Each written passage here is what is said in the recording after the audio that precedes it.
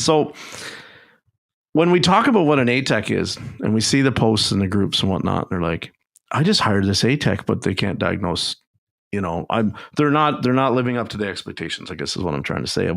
My always challenge back is, well, what is their experience level? Where did they come from prior? And he goes, oh, he had 10 years of experience at a dealership. And I go, hand up here. Like, let's remember now that diag method is very different than when you walk into a lot of the independent shops now. And it's like 1 minute you're working on a Mini. And then the next minute you're working on like a Power Stroke Ford diesel truck. And then the next minute you're working on a Caravan. Like when he comes out of that dealership, how he diags. And listen, I'm not saying dealership guys don't know how to diag, because I was one. I can do it. I'm quite good at it. But like I only had to really work hard on the first one. And then when I saw the pattern, I could make a lot of time going back and checking that known spot. You know what I mean? Mm-hmm. So when you see these people hire these technicians and it's like, well, I can't diagnose squat. Well, where do they come from? They come from a dealer. Okay. You're not hiring that person to like, there's going to be a learning curve. There's going to be an adjustment. There's going to be growing pains. There's going to be the honeymoon is not going to seem great, right? It doesn't mean that they can't fix the cars. It doesn't mean they can't diagnose the cars. It's just you may have to polish their process on how you want things done. And then if you're bringing them in on a flat rate thing, and guess what? You might better only feed him that product line that he's familiar with if you want to see him hit the numbers that you want to see hit. Because otherwise, I challenge anybody, unless you're upfront about selling a lot of diag time right to beginning, or you've got that unicorn, you're not going to get it. You're not going to get it. You know, right.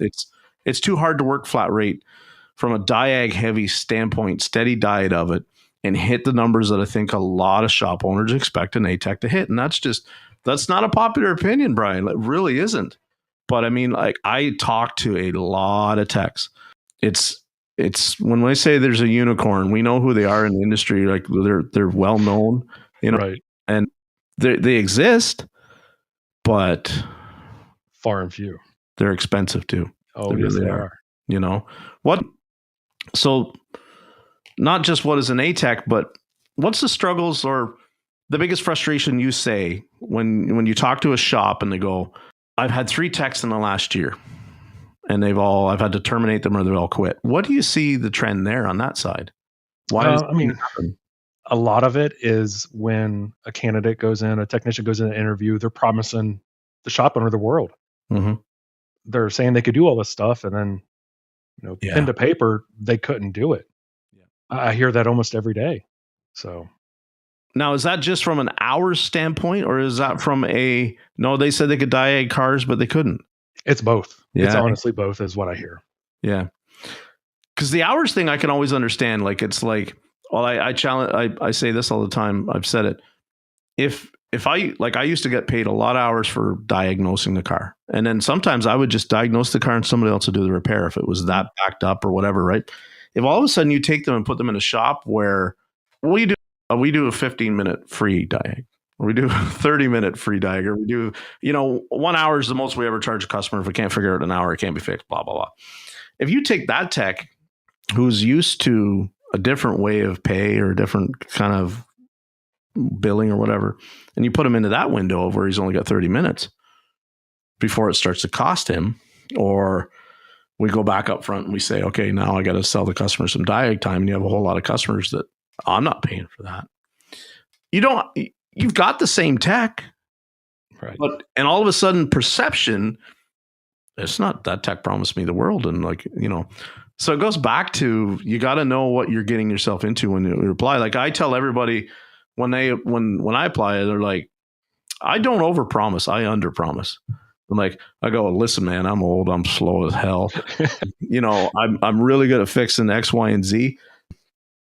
I've got some hearing loss, so I don't hear always some things really good. And then I tell them flat out, air conditioning and me, like, it's not something I have a lot of experience with. Like, can I evac it and charge it and change the parts? Yes. Am I the guy that can look at the pressures and tell you exactly what's wrong? No. Well, then I get in and I start to do it, and they're like, they'll say to me, I hear this all the time, you said you didn't know anything about this. What I feel confident in saying what I know a lot about is a very small thing. right? The rest of it I can kind of navigate, but I don't ever come in there and I go, can you do that? And I go, yep. Can you do that? Yep. That's, my level of what I think I can do it to probably what is some people's reality is different. You know what I mean? And I think that's where the diag thing is. It's like, can you diagnose? Yeah, I hook the code reader up or I hook the scan tool up and it says an oxygen sensor code and I go under there and I change oxygen sensor. And then I come back with it's like, my thing will say, well, I've had these cars that, had no codes, but I could tell that it was doing this or it was doing that, or this was the problem by these tests that I did. That's where it's, and so what I find is I sit down now with a lot of shop owners and I say, I can rhyme off these tests that I do on every car. Some look at me and go, sweet. Another look at me and go, what are you talking about? That's a very telling thing for me because I know kind of then how you guys operate too, right? Absolutely. It's funky that way. Like I don't do transmissions. I can take them out, put them in, but I obviously I don't rebuild them. That's Jimmy Purdy's, neck expertise. Like he's the training guy. What does a shop owner really want though from a tech, an A tech? That's again going back to the productivity. How many hours can they turn? The diagnosing. That's the biggest one that we see. I mean, every time I speak with the shop, it's 5 to 10 plus years of diagnosing. Mm-hmm. If you could really hone in, one key advice for a B tech coming up, we can all change brake pads. We can pop in and out, struts, ball joints, all that. You really need to put your time and focus into the diagnostic portion of the business. That's where you're going to make your money. That's where you're going to set yourself apart from every other B or C tech out there. Mm-hmm. You want to be that unicorn, and you just really need to hone in and put your blinders on and learn diagnostic portion of it. I said that from the beginning. The only way I figured out in the dealer that I was going to be able to get away with what I got away with, and that when I say get away with, I mean like they would tolerate my attitude someday, or my idiosyncrasies, was that I had to be indispensable. Absolutely. I had to make myself where it's like, oh, he's a grouchy bugger in the morning, right? Or like, he goes to lunch and he's, he takes an hour and 15 minutes instead of an hour and, whatever.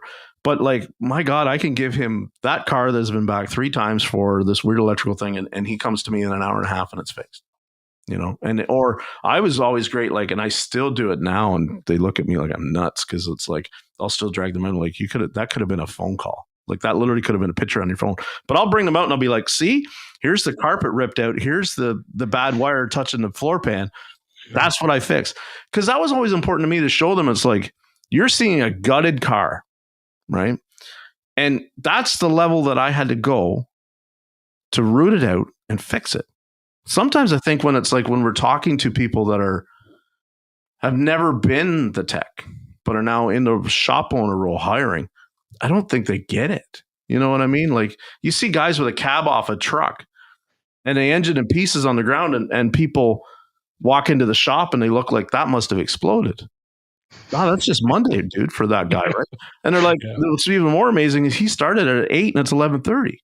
Yeah. You know what I mean? Like they don't know how we do it that fast or that way.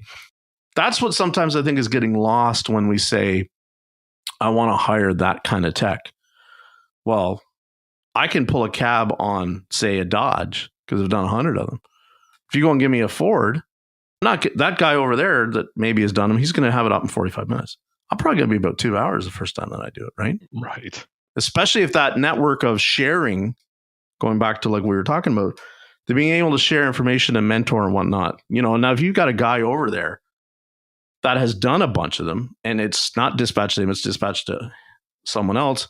That's what I love, the dynamic of where everybody is just like working as a team. Flat rate isn't such I got to step on his throat in order to make the hours this week. Yeah. That's the dynamic, right? If I can get it where everybody's just like helping one another, that's the true success. And I think sometimes the heavy incentivized pay plans, they're an obstacle in that. I really think it is. And it's not popular. It really isn't, because you've got coaching people that tell you, get them flat rate or get them incentivized. We got to have some skin in the game. And I look at it back and going, if it's any kind of incentivized at all, by my nature, I want all the work. Right. Absolutely. Who's not going to? Yeah.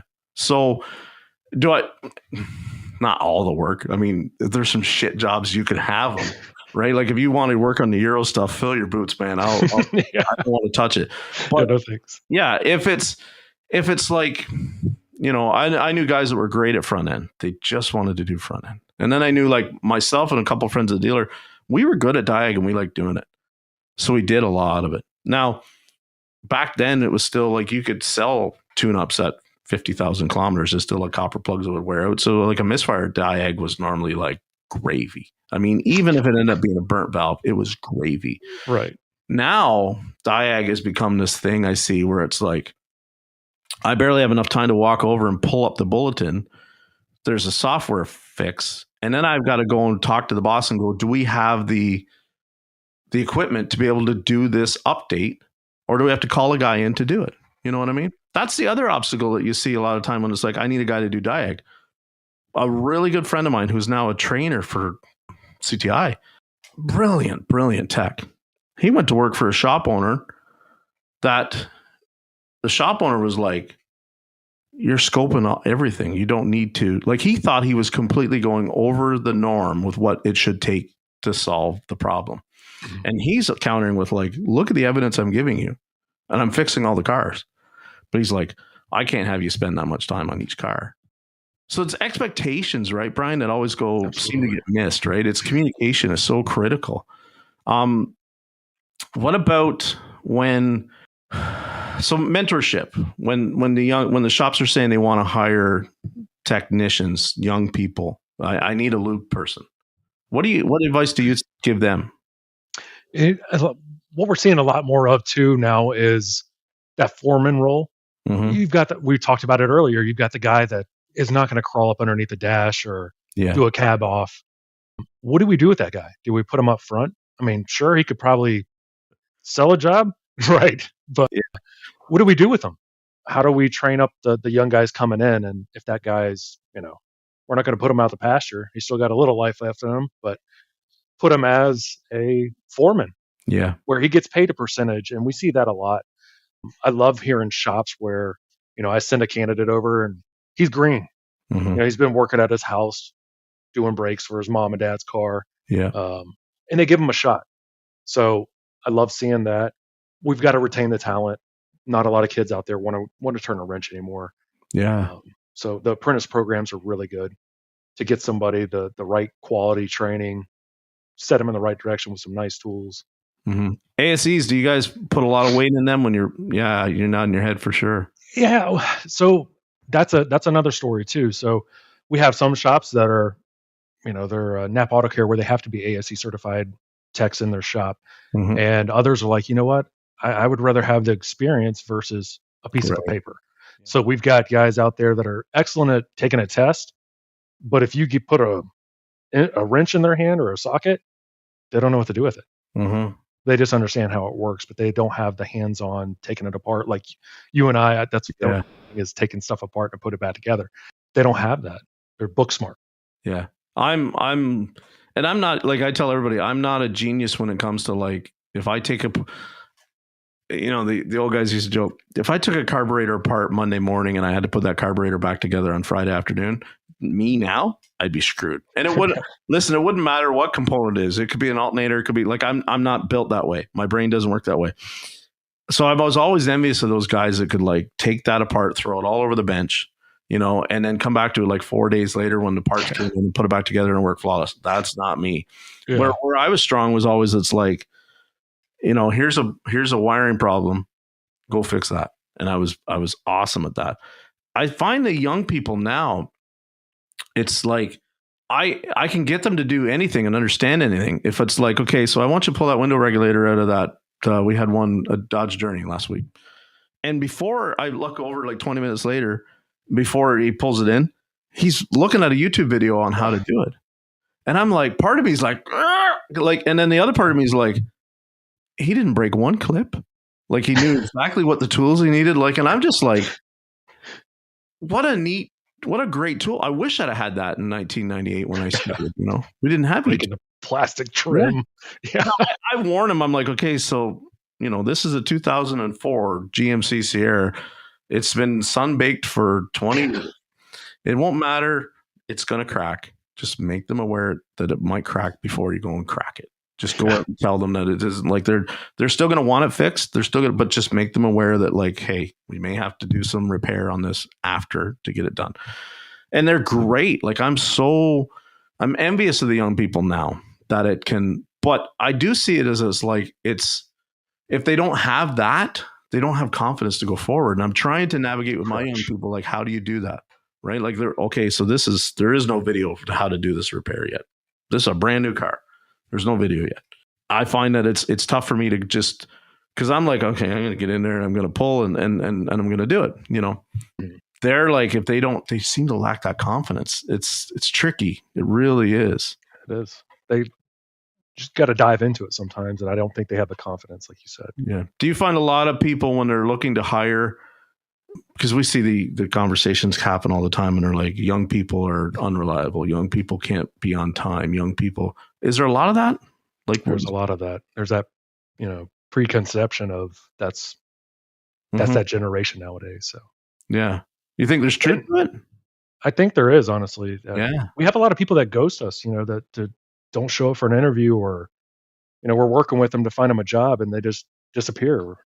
And going back to that, it's just a thing now. I don't even think it's really an age thing. Right. More that I think about it, we have some older guys that, my age, 40s, and they'll just disappear on us too. So I don't know. I don't know what's going on with that. That's weird to me that they would put the effort into getting Promotive on board to help them out and then not follow through. I think the only thing I want to maybe say what could happen is we see that dynamic happen sometimes, Brian, where it's like they were ready to leave the shop, pay-wise, say, right? Yeah. Until they went to them and said, okay, this is my notice. And then all of a sudden it's like, okay, we'll give you that $2 more, you greedy old bugger, right? Like that's, and then it just keeps cycling. We see it in the groups all the time. The best way to get a pay raise in this industry is to go turn your notice in. And that's what happens. And, but my thought has always been on that. Why do I have to put my notice in for you to really know my value? Mm-hmm. Why do I have to do this? And, I encourage a technician, if you're having to do that, why are you not doing that before I put a piece of paper in your hand? So, yeah. And we see the talk all the time now. It's becoming more prevalent every month. Don't work for the crappy shops, right? If you're in a crappy shop, leave it. And I tell people all the time, listen, strike while the iron's hot, because there is no better time right now to shop yourself around. Absolutely. To employers than it. The conversation just came up today. Shop owners talking about, a new hire that they have and they're struggling. And I said, like, I understand where you're coming from. And I know you personally, and you guys run a top-notch facility, and, you're probably doing nothing wrong. I'm not saying that the young person is going to make it. But here's the thing. It sucks right now. You may, if you want an A-Tech, and they're self-admitted, he's an A-Tech, he can diagnose cars. But he's like, everything that goes to them when he comes to them, when they go to him with a little bit of construction criticism, becomes a dialect back and forth of like this and that and the other thing, and it starts to trigger her. And I kind of say to my friends in the background, unfortunately, you might just have to live with that for a little bit, right? Until we get ahead of this shortage problem. A-Techs they're not like 4-leaf clovers, but they're getting pretty close. You know what I mean? They really are. Yeah. And my heart breaks for both people on both sides of the argument. It really does. Cause I love this industry and I want to see everybody succeed. I mean, like, I love my shop owner. I love my boss. He's great. And I want to see him succeed. It really does. We need to understand that, like, the technicians, when we come to work every day, yeah, we come to get paid. We're coming to get a paycheck, and we want our time away from work to be able to enjoy our family and whatnot. But they genuinely want to see the shop owner succeed.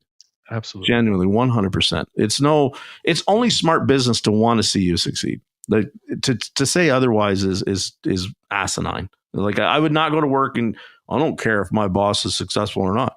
I know that if he's not successful, I don't have a job next month. Right. So exactly. I have to apply myself. But like, it's got to be a little bit more give and take. I think sometimes, like, what makes us so effective as technicians is the ability to think broad, like, understand. So always, I keep saying, don't take every question as a challenge. Don't take every input as a challenge. Take it as it's like, I'm trying to be more effective. So in order for me more effective, we have to know, we're just by nature, we have to understand how something works before we can fix it. So Absolutely. It's like, my boss says to me, why are you so wrapped up in what the business is doing at the business? Well, because I need to be efficient, and my efficiency needs to be reflected in my hours sold. When we shave labor, do things for free, whatever, it affects my efficiency 1,000% in my production. It shows different now. Now you can remember that, like, I fixed the car, and long after the money spent, you might have even forgotten that we didn't charge her for that. But going forward then, to my next employer, should that have to happen, I have to be able to show my numbers, right? Right. Exactly. And that's where, when, Kat was on here talking about it, I wanted to get into that, because it's like, we can see, I used to turn 60 hours a week. No problem. Could do it, stand on my head, one arm. And then you get into a place where it's like completely different, where it's like, it took 3 hours to get to that problem. We had to tear the engine down, but we found it. I had 1 hour diag approved. Right.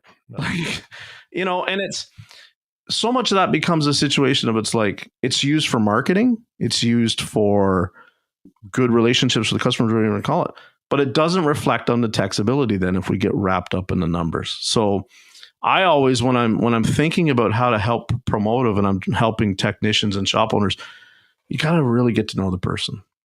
Absolutely. And that's why ASE, going back to that, that's so critical, because like, we don't have it up where I am in Canada. We have a licensing program, like it's an apprenticeship full bore license. Like, I'm a Red Seal trade certified person. That's what it is. So it's like, I'm recognized I can go anywhere in the province, and I demand a certain level of pay. And it means that within the legal eyes of the law, I can actually take a car and certify it to be legal for the road. That's what it, in a nutshell, what it means. Right? In order to be sold, it has to be looked at by me.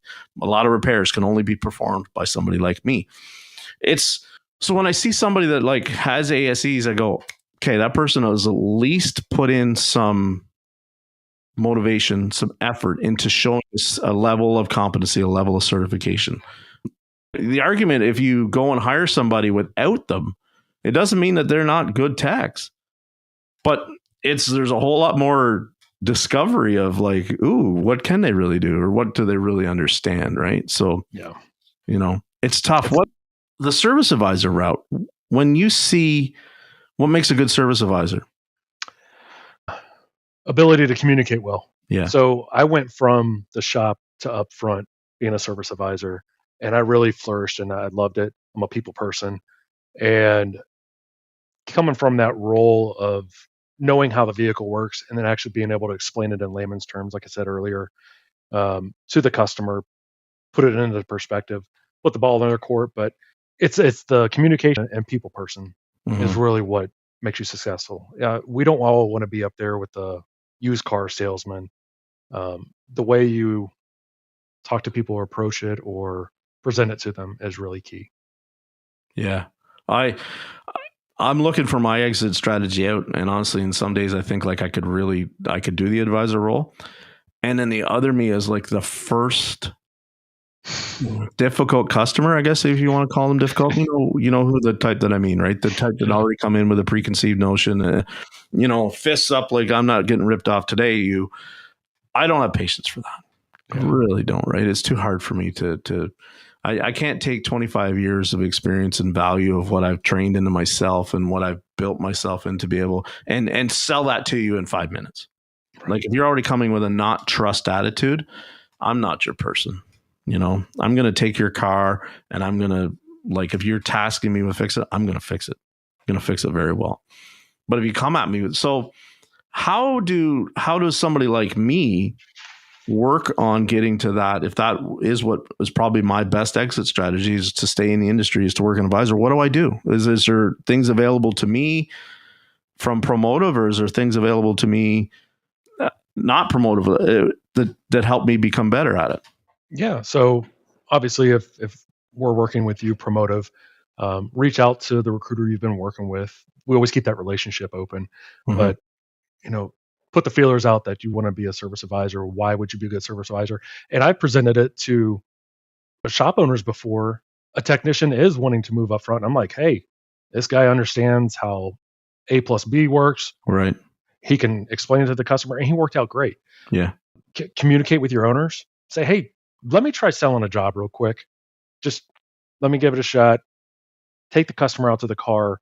Explain to them what's going on. Be open about it. Let us know. Let your owner know. And it doesn't hurt to give it a shot. So yeah. I've done it. I've had to step into those shoes a couple times. Now, the way it's always been traditionally for me was like, so the first ticket I sold was almost 5,000, and it was a very neglected Kia, and it was actually a friend of the family's sister. So we kind of like, I knew who she was. She knew who I was. I was the reason that she had brought her car, but she didn't understand the scope of how unsafe that car was. She knew that, okay, it had some rattles and the brakes didn't work very good, but she didn't understand that it's like, this thing's really, like I told her, I said flat out, I said, Beth, this is one of the most unsafe cars I've seen in 20 some years of working on cars. Right now, it had always been, roll over a quick lube, and that's how they got. And that's a whole other sport. People that are familiar with me know what I think about that side of the industry. So we'll leave it at that. But I kind of like showed her the whole car, showed her everything that was wrong. I didn't tabulate the numbers on what it was going to cost, but it was just, so when my manager came out and said, okay, she agreed to it. And I'm like, okay. He's like, that was like almost $5,000. I'm like, wow. Like, so then I thought in my goofy head, maybe I can do that. But there's somebody that I already have a rapport with, right? Like there's a familiarity. Strangers, sometimes it's hard for me not to feel like I'm being judged and not judge them. That's the tough part for me, But I've had an interview before on here, and I've talked to a couple of advisors now and some shop owners and everything. And some shop owners are like, putting a tech out there as an advisor, I don't think that'd be good. But it gives me hope to hear that you did that transition. I think that's really cool. It's all about personalities too. You've got a lot. I've worked with techs where, their heads down all the time. They're not a people person. Darn well, you don't want to put them up front. It's not going to go well. So again, if they have the personality for it, as an owner, notice that too, and give them the opportunity.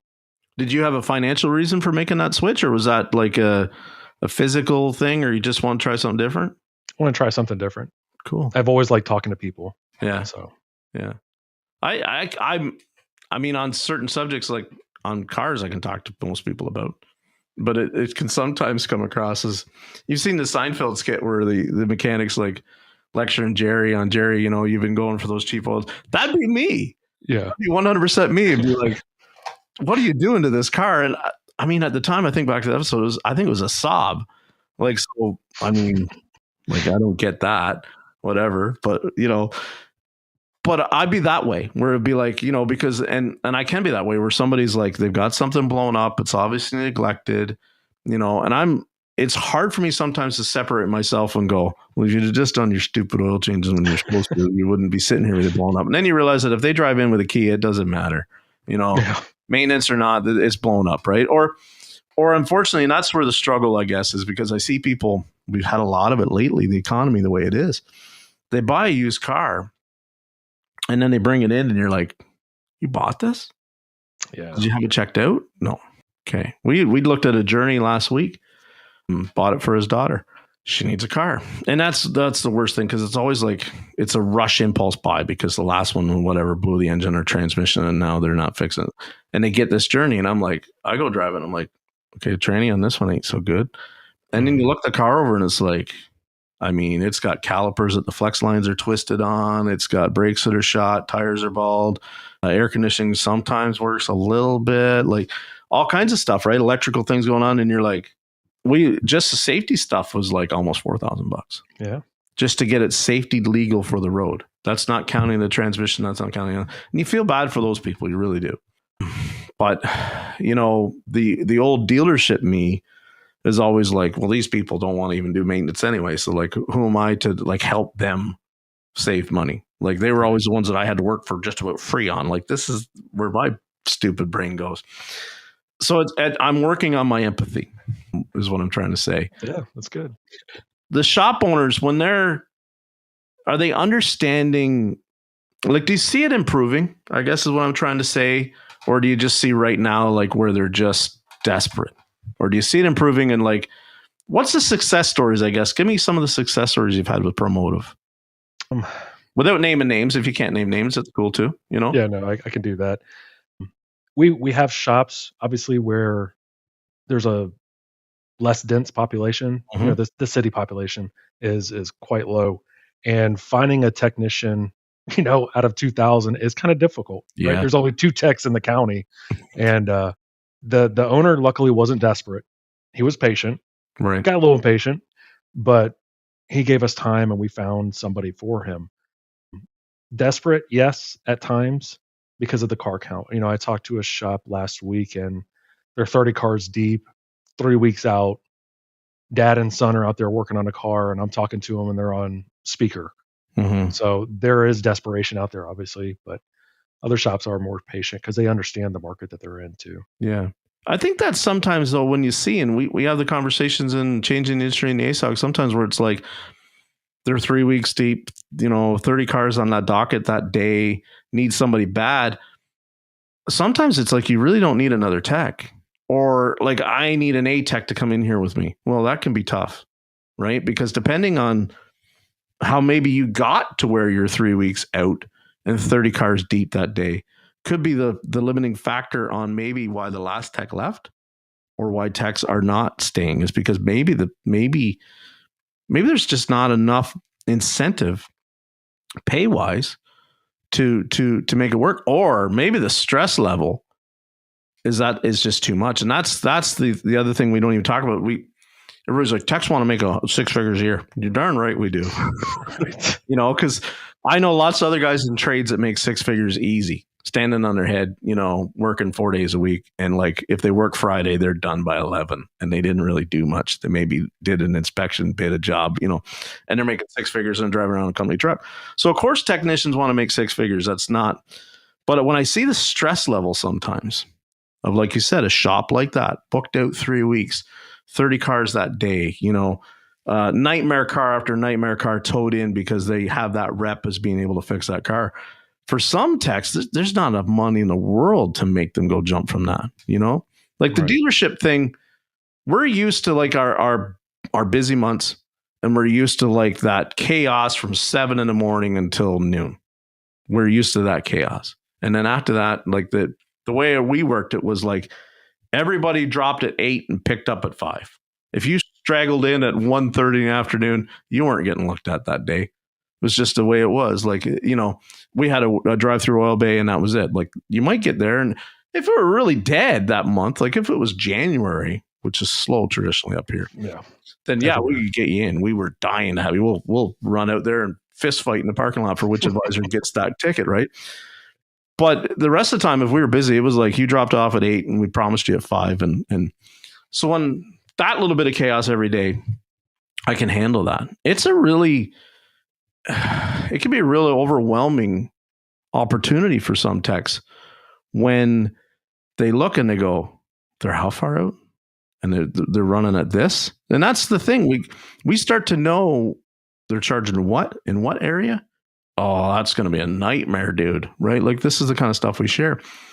How much do people that are coming to Promotive, do they have to be completely upfront honest, or do you find that some of them are kind of like sandbagging, or, As in technicians?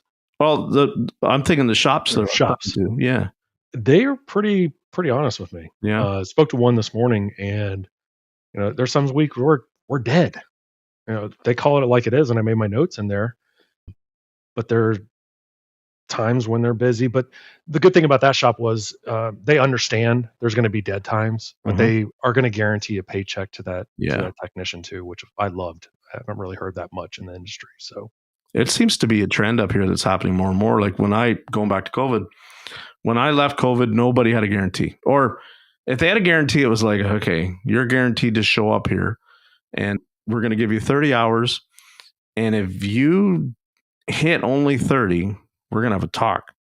And you'd be like looking around the shop and it was like, what did you make this week? Oh, I hit 40. But most of us hit like 32, 33, 35. So like They just seemed to staff it so that it was like they had enough so that nobody didn't have to rely on their guarantee. But like it wasn't like everybody was fruitful. Mm-hmm. Now it seems they're like, okay, you're going to be here 40 hours a week. You got your 40-hour guarantee. You're going to be flat rate, which means that we want you to hustle to try and hit 50. But here's the rub. If there's no work, you still have to be here. And that for me, I can't work that method because it's like, it really messes with my attitude. If I'm standing there like this in the toolbox and there's no work, that really, because even with the guarantee, man, I'm like, if it's nice out, I want to be fishing. I want to be outside. Right. I want to be, and if it's even not nice out, it's like, I'm thinking I'm going to go home and work on my resume, because it's like, even if it's paying good, I want to be busy. Right. Makes the time go by faster. Yeah. That's the struggle I see. So I've seen that since COVID is like a lot of the places have ponied up and got that guarantee that matches. Like, if you're in the building, we're going to have you here. Yeah. I've seen a lot more of that too now. And the difference between when I was in the shop to now, the pay plans are, there's hybrid ones out there. There's productivity bonuses, which is great. Trying to push that technician to do more, turn more hours. Yeah. So in closing, what's your one piece of advice that you give to a shop owner? And what's your one piece of advice to give to a technician that makes this relationship work better, to finding each other? I know it's a good question, eh? It's a good one. For the shop, I would say patience. Okay. Your expectations are here, but your patience need to be here too. Mm-hmm. So we're going to find you that A tech. It's not going to happen overnight. As you said, it's like a 4-leaf clover. Yeah. Just patience. We can find somebody tomorrow that's a lube tech, right? Mm-hmm. We're not going to go there. But if they're wanting that A tech, just be patient. Technicians, know your numbers, right? So knowing your numbers is another tool to put in your toolbox. I wanted to mention that earlier. Having that is like having an impact wrench. Knowing your stuff, being able to present that to your owner or potential, new employer, that's a huge tool. And don't ever think you know it all. Yeah, no. I've compared being a technician to being a medical doctor. I mean, look at the cardiovascular system in a human body versus a wiring diagram, and a wiring harness in a car. Mm-hmm. That's what it looks like. Yeah. So continue to learn, be humble, and just be open to learning and keeping up with the trends, because it's continuously changing. I'll counter with the shop owners that are thinking about reaching out to find another tech. I'm going to make this challenge. Before you think about reaching out to find another tech, think about, have you done everything that you can do for the tech that you have? Have you provided them with every training opportunity that they need? Have you looked at how, if the cultures are not aligning, why is that? Now, I'm not excusing, like, if they're just tardy, if they're unreliable, if they're, all about the dollar and they're butchering cars up. I'm not here to defend that guy, not at all, or gal. Don't take it that way. But before you reach out and say that the problem is with the technician, let's stand in front of the mirror for a minute and look and go, is there anything more that we can do first? Because we want to talk about leadership. That's where it still falls on. At the end of the day, you are my leader. When I go to work, I expect you to lead me. I expect you to lay it out for me, what it is exactly that you want, and I will provide that with you, for you. Or I'll tell you, be upfront and honest, I can't provide you with that. 100%. If you give me a car and it's like, I don't know a darn thing. If you give me an EV, cool, man. Like, I'll take the wheels off. Like, I don't have a ton of training. I'm not confident in it. And it's really doesn't get my goat. It's not something I'm even dying to learn how to do. So think about, I need that unicorn ATAC. Think about, do you really? Because this is the conversation that came up. A lot of people counter with, I need an ATAC. And it's like, no. What you really need is to think about the jobs that you're booking in. Are they really fruitful enough to justify the expense of what that ATAC is going to be? Because if you can't keep an ATAC fed with ATAC work, you've got a very expensive BTAC, right? Yeah. And that's something that even a lot of people don't want to hear that reality either. If you break down the numbers of what you need an ATEC for, you really don't need an ATEC. You need to stop saying yes to that type of work. And then I'll say this, I'll counter with the technicians, kind of what Brian said. Make yourself indispensable to the person that you're working for.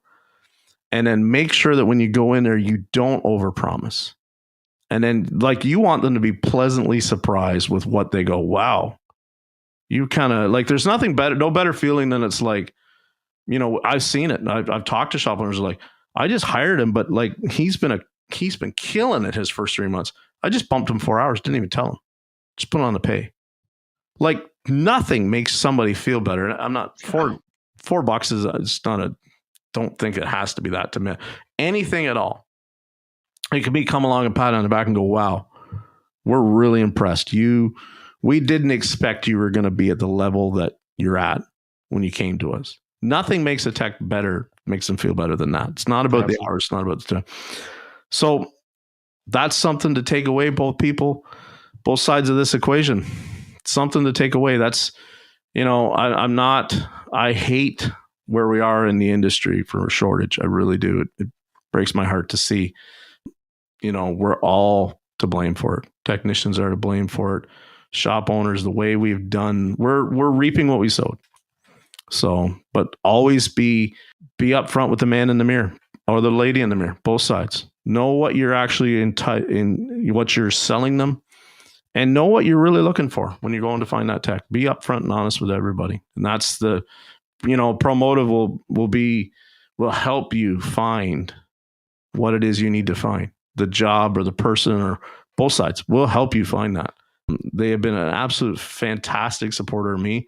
I couldn't be more perfectly aligned with a company, I think, than with Promotive and where I want to go in this industry and where they want to go. I think we're exactly on the same track. And it's only, I hope that we can become more involved in the future and getting it aligned up, because I mean, my insight is what it is, but it's very aligned with what is typical right now. And I think that the more we share, I think the better it becomes for all of us. So, Brian, any closing thoughts? It's been a pleasure. Thank you for having me on here. Yeah, thank you for your time. Awesome. It's a Friday, and I didn't mean to keep you as long as we did, but sometimes it goes that way. So absolutely. Yeah, I'm appreciate excited. what you do too. So. Yeah, thank you. I'm excited to see you. So I'll see you at SEMA in Apex. I will see you. All right, I'll buy you a beer. All right, sounds good. Thanks, man. Ciao. All right, thank you.